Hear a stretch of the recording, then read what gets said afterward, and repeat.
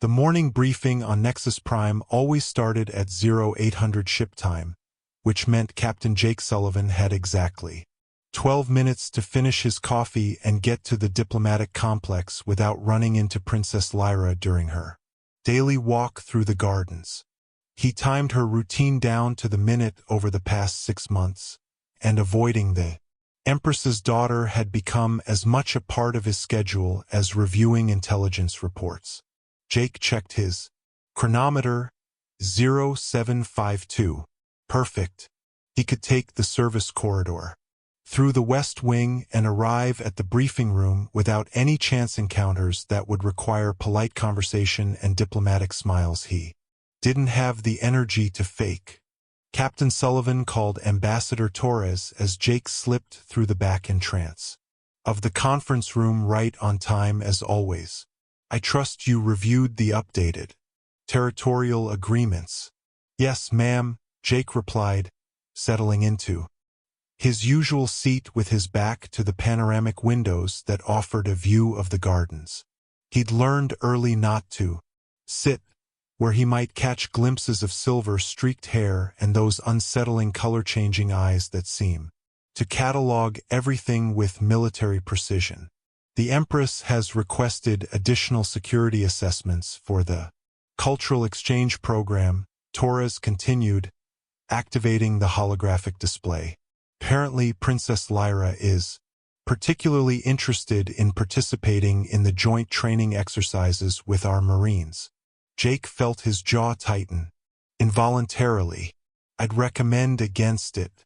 Ambassador, mixed unit exercises present unnecessary complications, especially with civilian participants. Civilian Colonel Harrison laughed from across the table. Jake, that girl probably knows more about military tactics than half our junior officers. She's been studying human combat doctrine since she was 12. All the more reason to maintain appropriate boundaries, Jake replied curtly, focusing intently on his data pad to avoid meeting anyone's eyes. Protocol exists for good reasons. The briefing continued with updates on trade, negotiations, resource allocations, and the 1,000 mundane details that kept an interplanetary peace treaty functioning. Jake participated professionally, offering tactical insights when requested, but his attention kept drifting to the chronometer. Princess Lyra's advanced mathematics tutorial ended at 0930, which meant she'd be crossing the main courtyard at 0935 to reach her Xenol linguistics lesson. Captain Sullivan, Ambassador Torres's voice cut through his calculations. Your thoughts on the Empress's proposal for joint military mise? Jake forced his attention back to the present. It's premature. Our species have been at peace for less than a year. Educational exchanges should focus on civilian subjects until trust is more firmly established. That seems unnecessarily cautious, observed Dr. Sarah Kim, the cultural attaché. The Ilarians have been remarkably open to cooperation. The Empress herself has been nothing but professional and accommodating. The Empress, yes, Jake agreed carefully, but institutional cooperation requires broader consensus, not just royal decree. What he didn't say was that Empress Zara was indeed professional, competent, and surprisingly easy to work with despite the years of warfare that had preceded these negotiations. She was also the mother of a 16-year-old girl whose laugh sounded exactly like Emma's had, whose tactical questions displayed the same sharp curiosity that had once made Jake so proud of his own daughter's quick mind. The briefing ended at 0925, giving Jake exactly 10 minutes to reach his office via the East Corridor while avoiding the courtyard entirely. He'd perfected this particular route 3 months ago after an unfortunate encounter where Princess Lyra had tried to engage him in discussion about human siege warfare techniques. Jake, hold up, Colonel Harrison called as they exited the briefing room. You've been avoiding the royal family's social functions for months. The Empress has noticed, and frankly, so has everyone else. Is there something about the Altarians that concerns you from a security standpoint? Jake paused in the corridor, weighing his words carefully. I believe in maintaining appropriate professional distance. Colonel, personal relationships can compromise judgment in delicate negotiations. Personal relationships. Harrison raised an eyebrow. Jake, she's a kid. A smart kid who admires human military history and probably hero. Worships you based on your combat record.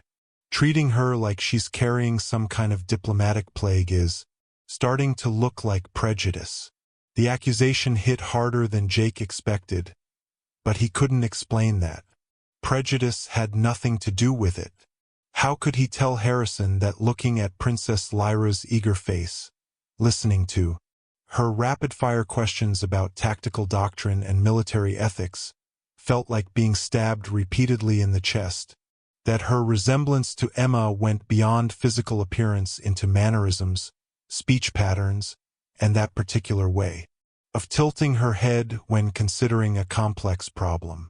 I'll take that under advisement, Colonel, Jake replied, stiffly, continuing toward his office.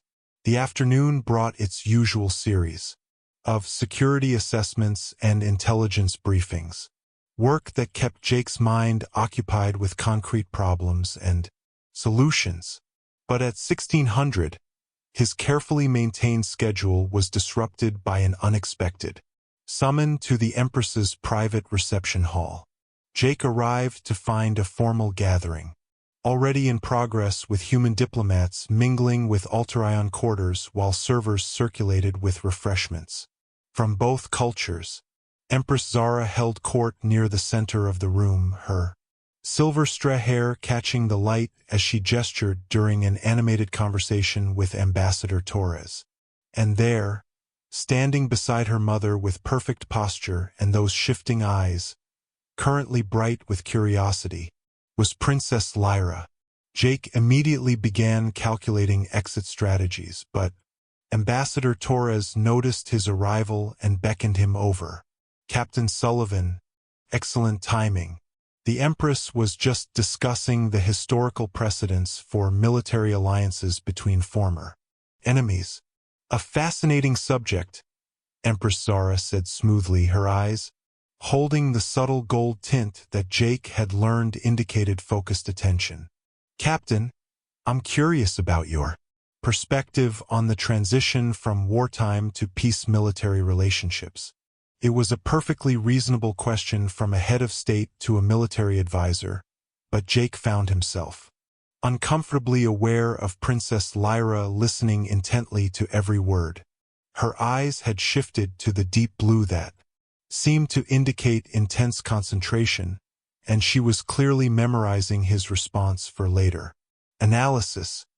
Historical precedents suggest that successful transitions require time, patience, and carefully managed expectations, Your Majesty, Jake replied formally. Trust must be earned through consistent actions rather than declared through treaties. But surely personal connections accelerate that process. Princess Lyra interjected, her voice carrying the same eager curiosity that had once been Jake's favorite sound in the galaxy. The Roman integration of former enemies succeeded partly because individual soldiers formed friendships across cultural lines. Jake felt his chest tighten at the historical reference. Emma had been fascinated by Roman military organization. Personal connections can also create complications, Your Highness.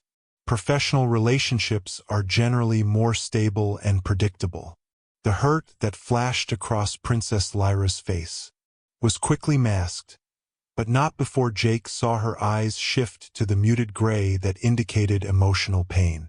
She stepped back slightly, and Jake realized that his response had been harsher than intended. If you'll excuse me, he said abruptly, I have security reports to review.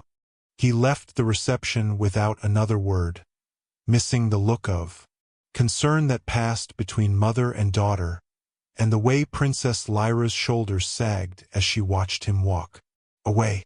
That evening, Jake sat in his quarters, staring at a photograph he kept locked in his desk drawer. Emma at 15, grinning while wearing his old military jacket, her eyes bright with the same intellectual hunger he'd seen in Princess Lyra's face earlier. The resemblance was uncanny down to the way they both gestured when making a point about military history.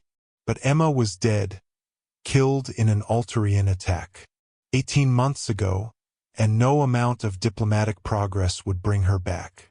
Princess Lyra was very much alive, curious, and eager for the approval of a human war hero who couldn't bear to look at her without remembering everything he'd lost.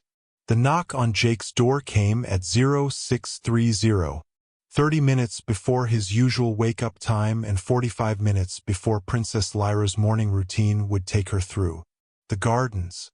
Jake opened it to find Empress Zara standing in the corridor, her Silver Street hair immaculate.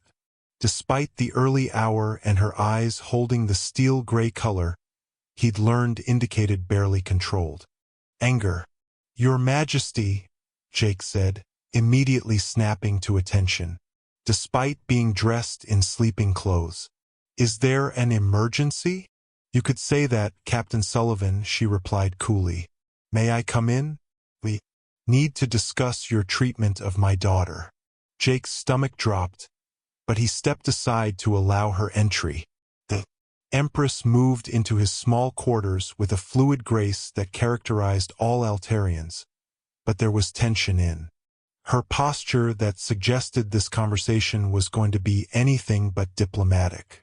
"Please sit," Jake offered, gesturing to the only chair while he remained standing.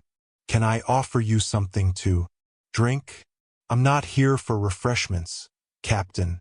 Empress Zara settled into the chair with the controlled elegance of someone accustomed to command, but her eyes remained that dangerous gray. "I'm here because my 16-year-old daughter spent last night crying in her rooms, convinced that the human military officer she admires considers her beneath his notice." Jake felt like he'd been punched in the gut. "Your Majesty, I never intended." "What you intended is irrelevant." She cut him off sharply. "What matters is the result. Lyra has been studying human culture, human military history, and human tactical doctrine for years. She was excited beyond measure to have the opportunity to learn from someone of your reputation and experience. Instead, she's been treated with a coldness that borders on cruelty. I've always been respectful to the princess," Jake protested, though he knew the words sounded weak even as he spoke them. "Respectful?" Empress Zara's laugh was bitter. "Captain, you avoid her like she carries a contagious disease. You change your schedule to prevent encounters. You cut conversations short when she tries to engage you professionally. And yesterday, you practically fled from a simple question about military history." Jake sat heavily on his bunk, unable to meet the Empress's accusing gaze. "It's complicated, Your Majesty." "No, Captain Sullivan, it's simple." She leaned forward, her eyes shifting from gray to the deep red that indicated genuine anger. "Either you have some prejudice against Altarians that you've hidden remarkably well during our negotiations, or you consider my daughter personally objectionable for reasons you've failed to articulate. Either way, your behavior reflects poorly on human diplomatic standards." "It's not prejudice," Jake said quietly, "and it has nothing to do with Princess Lyra's character or abilities. She's clearly intelligent, well-educated, and she reminds me of someone you disliked." Jake was quiet for so long that Empress Zara began to lean back, her anger shifting to confusion as his prolonged silence suggested depths she hadn't expected. "Captain Sullivan," she said more gently, "help me understand. My daughter has done nothing to merit such treatment." She asks thoughtful questions, shows genuine respect for human military traditions, and speaks of you with admiration that you seem determined to discourage. What could possibly justify your behavior? Jake stood and walked to his small window, looking out at the gardens, where in 2 hours Princess Lyra would walk while discussing mathematics with her tutor, her head tilted in concentration, just like Emma used to do during their evening study sessions. Your Majesty, some explanations would only make things worse. Captain, her voice carried the authority of someone accustomed to being obeyed. I am asking you directly, do you have some prejudice against my people that affects your ability to work with my daughter? No. Do you find Princess Lyra personally objectionable in some way? No. The word came out rougher than he'd intended. Then explain to me why a decorated military officer known for his professionalism and courtesy treats a young woman like she's invisible. Jake turned from the window to find Empress Zara watching him with the calculating gaze of a mother trying to protect her child. Her eyes had shifted to amber, indicating focused attention and growing concern rather than anger. Some wounds don't heal cleanly, Your Majesty. Some losses leave marks that affect everything afterward, even when logic says they shouldn't. What losses, Captain? Your military record shows commendations for bravery, leadership, and she stopped abruptly, her eyes widening as realization began to dawn. You had a daughter. Jake's silence was answer enough. Captain Sullivan, she said softly, what happened to your daughter? Before he could answer, the door chimed with another visitor. Jake activated the intercom to find Princess Lyra's voice. Mother, your security details said you might be here. Is everything all right? Empress Zara looked at Jake with a mixture of understanding and apology. Come in, dear one. Princess Lyra entered, wearing her morning exercise clothes, her silver straw hair pulled back in a practical braid. Her eyes immediately went to Jake, shifting to the cautious blue that indicated uncertainty and hurt. I'm sorry to interrupt, she said formally. I was concerned when I couldn't find you for our morning discussion about the trade negotiations. We were just having a conversation about military protocols, her mother replied carefully. Captain Sullivan was explaining some of the complexities involved in interspecies cooperation. Princess Lyra's gaze moved between her mother and Jake, clearly sensing undercurrents she didn't understand. Captain Sullivan, I hope I haven't done something to offend you. If my questions during the reception yesterday were inappropriate. They weren't, Jake said abruptly, his voice harsher than intended. Your questions were excellent, well-reasoned, tactically sound, and historically informed. The compliments seemed to surprise her, and her eyes brightened to hopeful gold. Then perhaps we could discuss them further sometime. I've been studying the siege of Terra Nova, and I have some theories about how the defenders might have held out longer if I had to. Go, Jake interrupted, heading for the door. Intelligence briefing in 20 minutes. He left both women staring after him. Princess Lyra's expression cycling through confusion, hurt, and something that might have been determination. Mother, she said quietly after Jake's footsteps faded in the corridor. What's wrong with him? Have I done something terrible? Empress Zara looked at her daughter, brilliant, curious, eager to learn from the humans she'd been studying for years, and felt her anger at Jake Sullivan transform into something more complex. If her growing suspicions were correct, his behavior wasn't cruelty, but self-protection against a pain she was only beginning to understand. No, dear one, she said softly. I don't think you've done anything wrong at all, but I think Captain Sullivan is fighting battles that have nothing to do with diplomacy or military protocol. Princess Lyra's eyes shifted to the deep purple that indicated serious thought. Then perhaps we should help him win those battles instead of letting him fight them alone. Looking at her daughter's determined expression, Empress Zara realized that Princess Lyra had inherited more than just tactical intelligence from her royal bloodline. She'd also inherited the stubborn compassion that made her unwilling to abandon someone who was clearly suffering, even if she didn't understand why. Perhaps we should, she agreed quietly. But first, I need to understand exactly what war Captain Sullivan is still fighting. Princess Lyra's new strategy became apparent within hours of her mother's visit to Jake's quarters. Instead of respecting his obvious desire for distance, she began appearing at every official function, briefing, and training session where Jake might be present.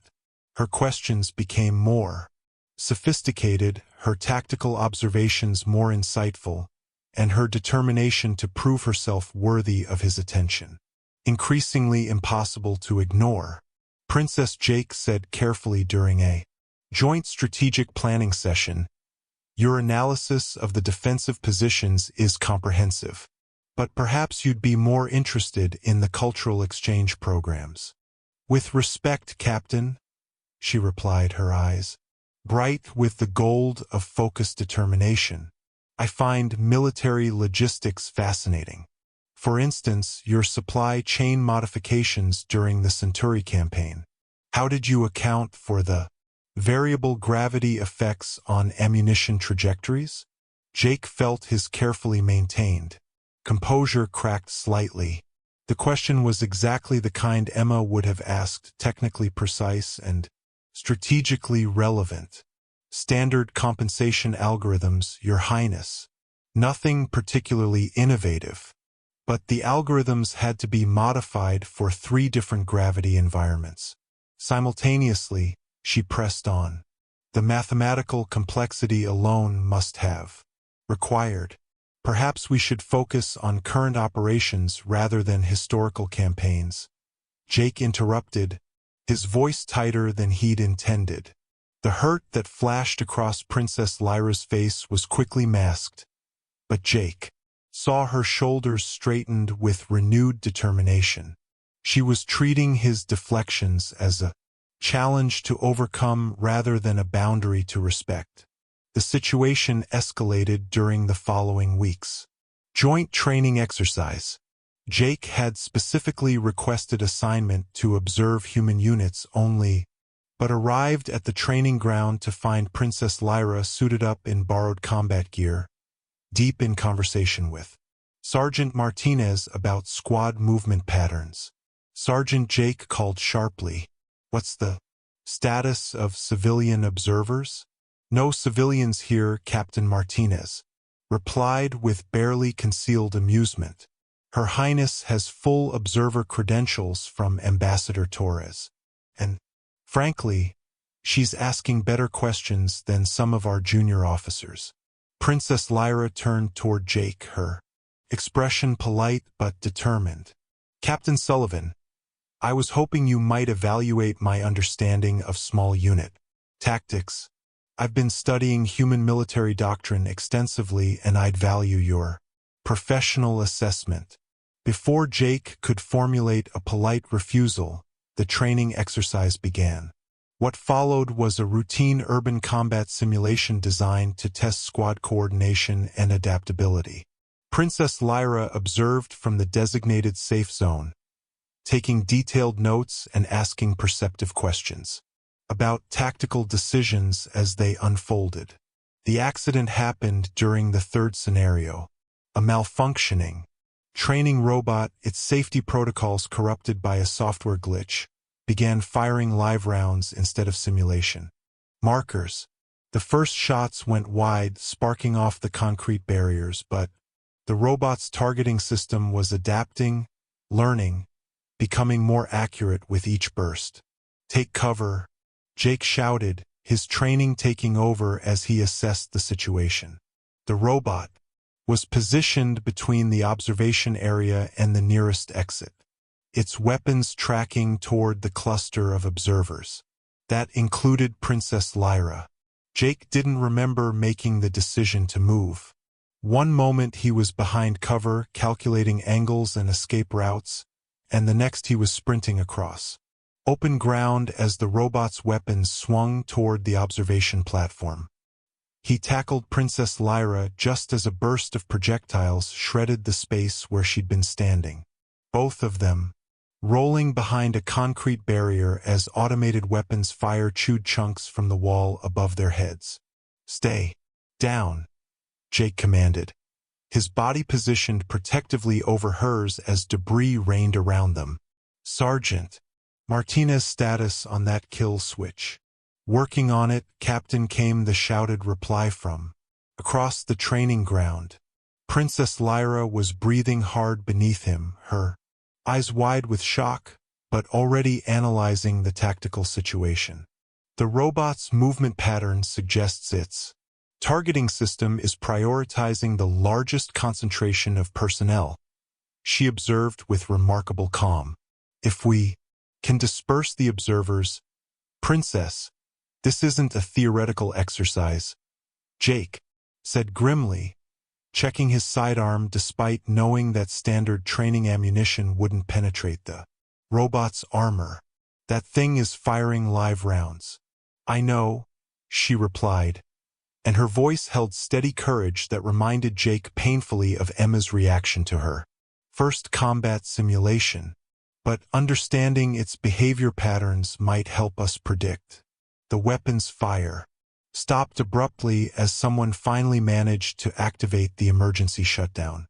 Jake remained motionless for several seconds, his protective instincts warring with the realization that Princess Lyra was very much alive and safe beneath him.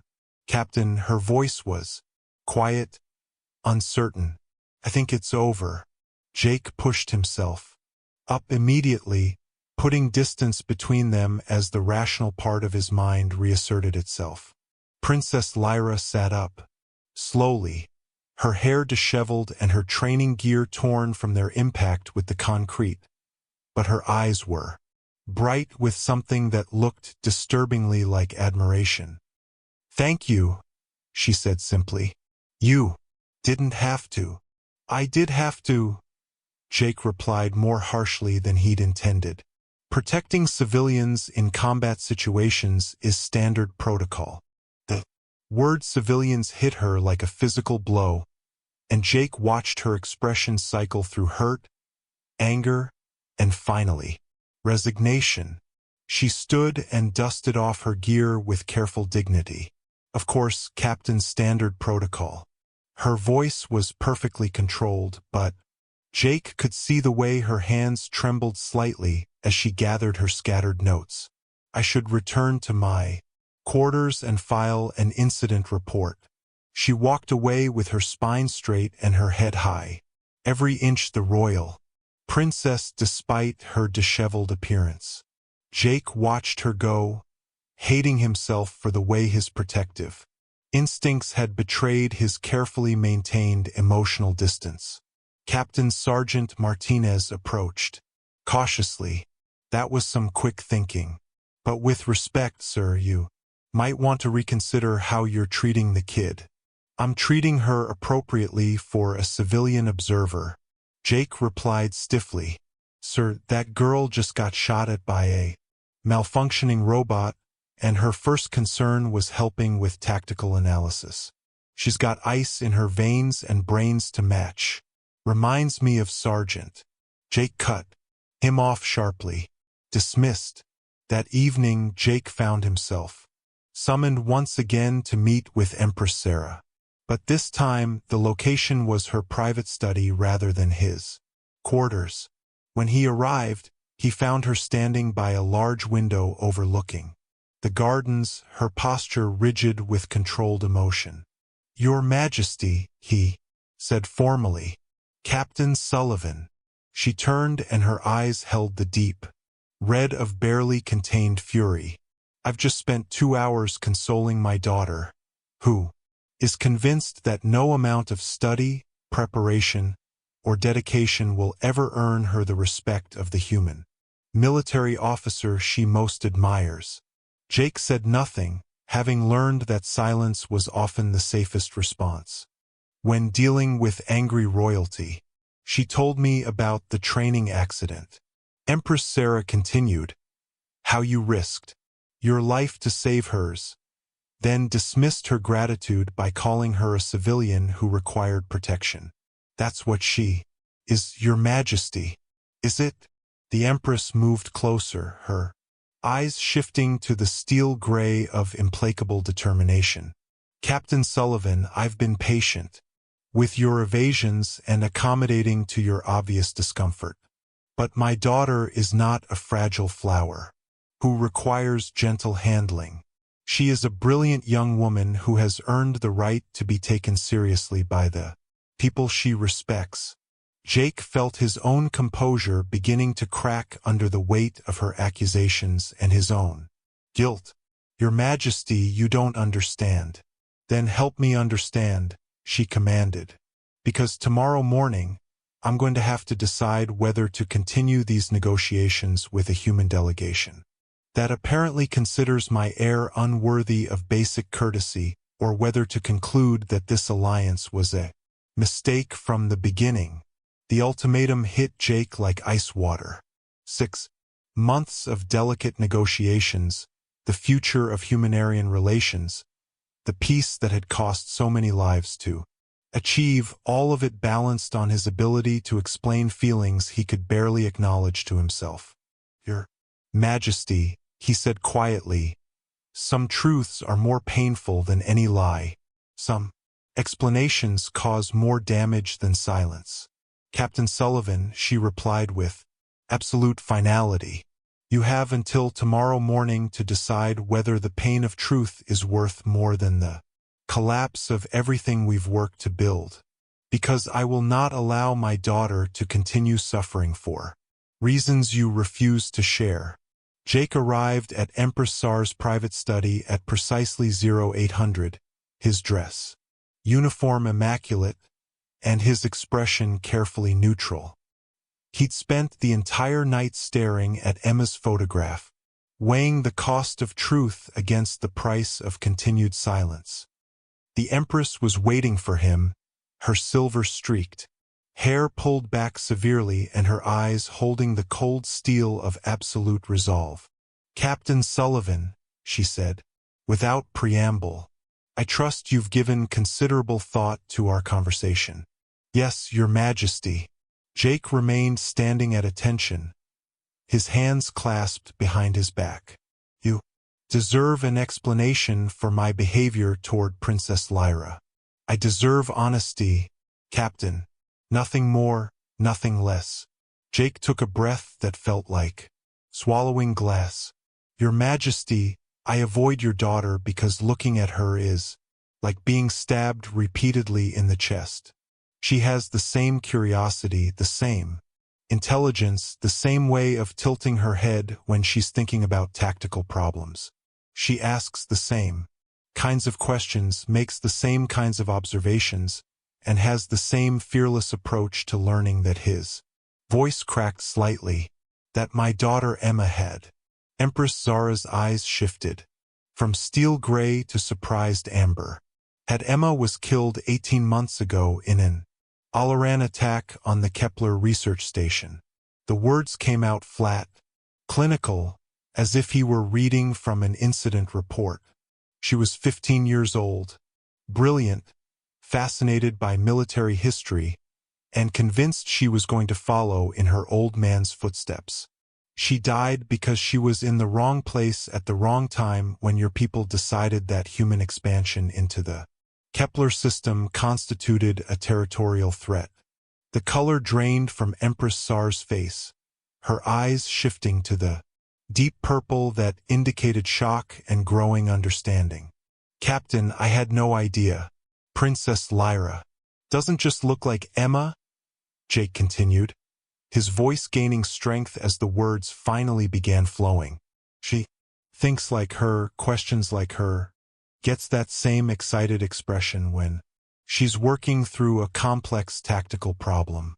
Yesterday, when she was analyzing the robot's targeting patterns.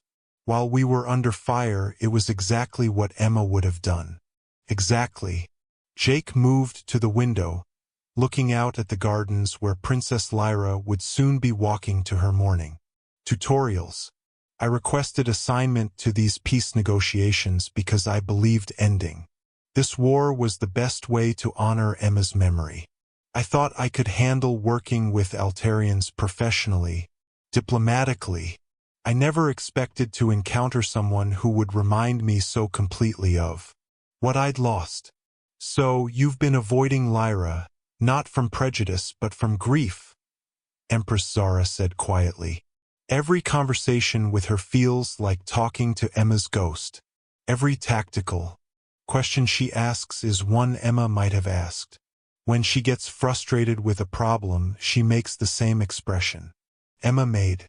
When she's excited about a new concept, her enthusiasm is identical.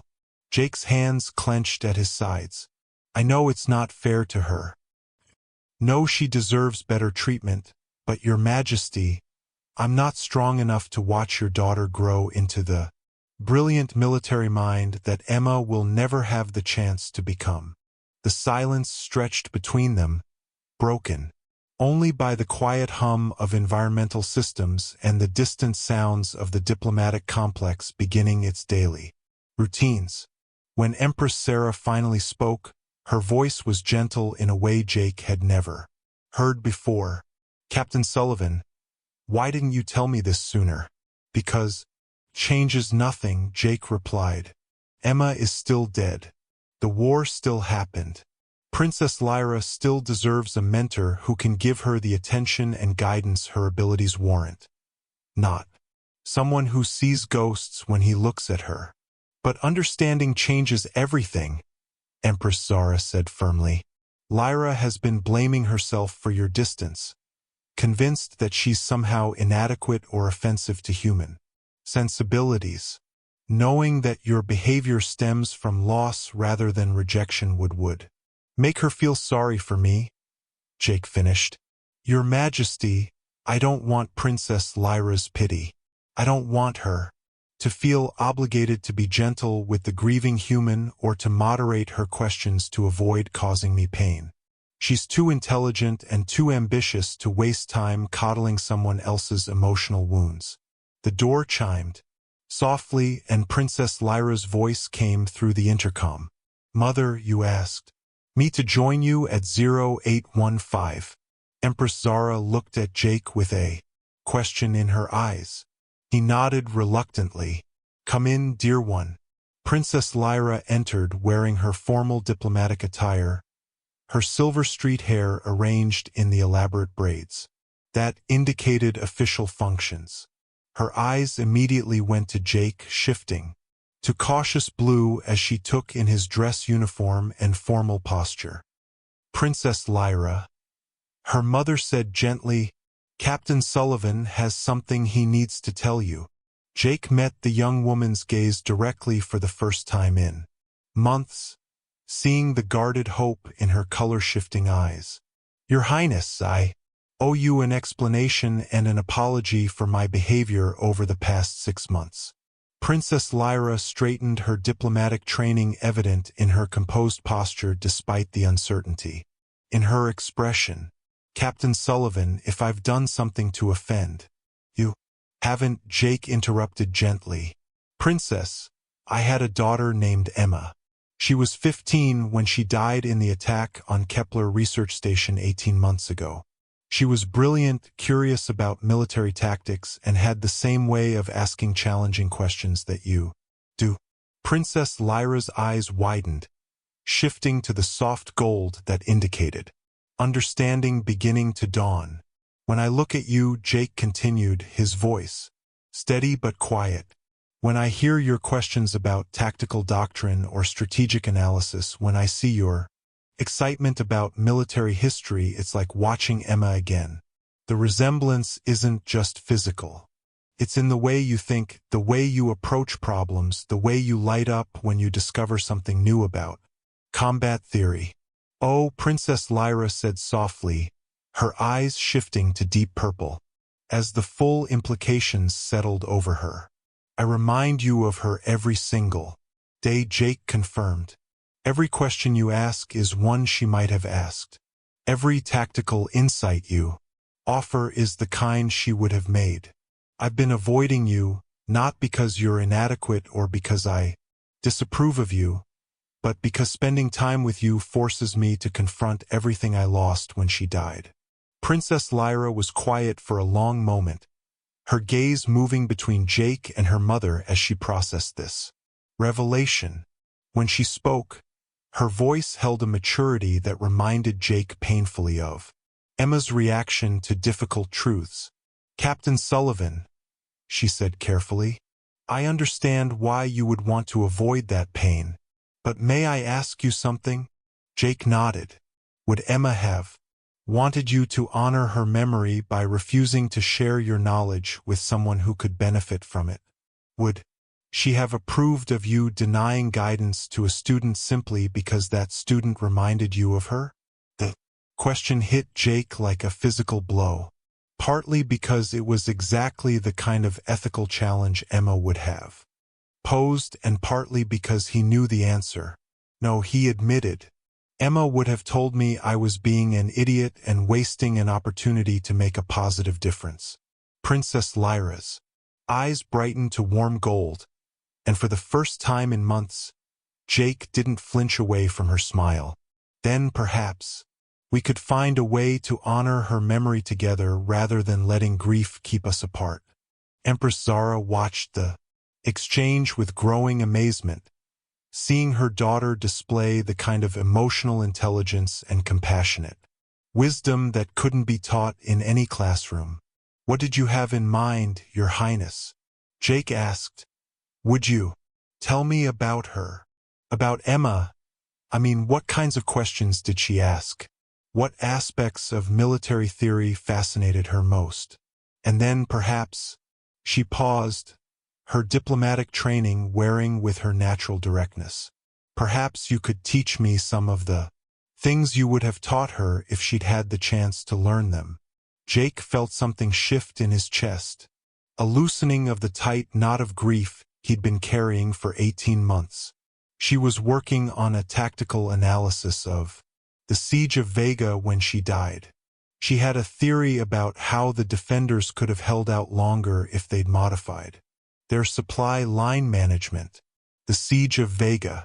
Princess Lyra's eyes lit up with genuine excitement. I've studied that campaign extensively, but I've always wondered about the supply logistics. The traditional analysis assumes that resource depletion was inevitable.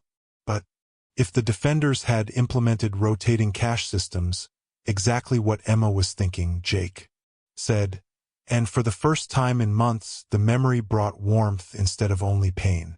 She calculated that with proper distribution protocols, they could have extended their defensive capacity by at least 6 weeks. Long enough for the relief fleet to arrive. Princess Lyra concluded. Oh, that's brilliant. May I see her calculations? Jake looked at the eager young woman in front of him, so much like Emma in her intellectual curiosity and tactical insight, yet clearly her own person with her own perspectives and dreams. I think Emma would have liked you, Your Highness. I think she would have enjoyed comparing theories with someone who understood strategic thinking at her level. I would have liked to meet her, Princess Lyra replied sincerely. But since I can't, perhaps I can learn from the teacher who helped shape her thinking. 6 months later, Jake stood in the same gardens he'd once avoided, watching Princess Lyra lead a group of young cadets through a tactical exercise Emma had designed. The princess had grown into her role as the first interspecies military liaison, bridging human and Alarian strategic doctrines, with the same intellectual fearlessness that had once characterized his daughter. She's remarkable, Empress, Zara observed, joining him at the observation point. Your guidance has helped her develop capabilities I never imagined possible. She was remarkable before I started teaching her, Jake replied. I just helped her refine skills she already possessed. Princess Lyra looked up from her lesson and waved, her eyes bright with the satisfaction of a successful training session. In that moment, Jake saw not Emma's ghost, but a brilliant young woman who had honored his daughter's memory by growing into her own unique potential. Emma would have been proud, he said quietly. I think Empress Zara replied she would have been proud of all of us. As Princess Lyra approached with her tactical reports and new questions about defensive strategies, Jake realized that grief shared could become strength multiplied, and that sometimes the best way to honor the past was to invest in the future.